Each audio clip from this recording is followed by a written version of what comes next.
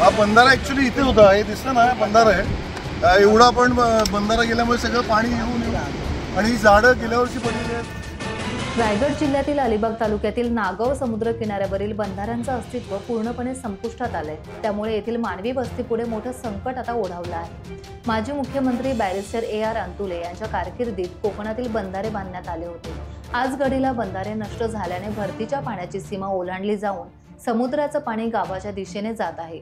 अनेक झाडे उन्मळून पडली आहेत। पावसाळ्यात समुद्राच्या वेगवान लाटा आणि पाण्याचा प्रवाह थेट मानवी वस्तीत शिरून जीवितहानी आणि वित्तहानी होण्याची भीती गावकऱ्यांना आता सतावतीये। समुद्राचे खारे पाणी गावात शिरून पिण्याच्या पाण्याचे स्रोत देखील नष्ट होणार असल्याचं ग्रामस्थांचं म्हणणं आहे। त्यामुळे सरकारने लवकरात लवकर निधी उपलब्ध करून येथील बंधारे पूर्ववत करावेत अशी जोरदार मागणी आता नागाव ग्रामस्थांनी केली आहे। टाइम्स डिजिटलला लाईक करा, सबस्क्राईब करा, शेअर करा आणि बेल आयकॉन दाबायला विसरू नका। पाहत रहा टाइम्स डिजिटल।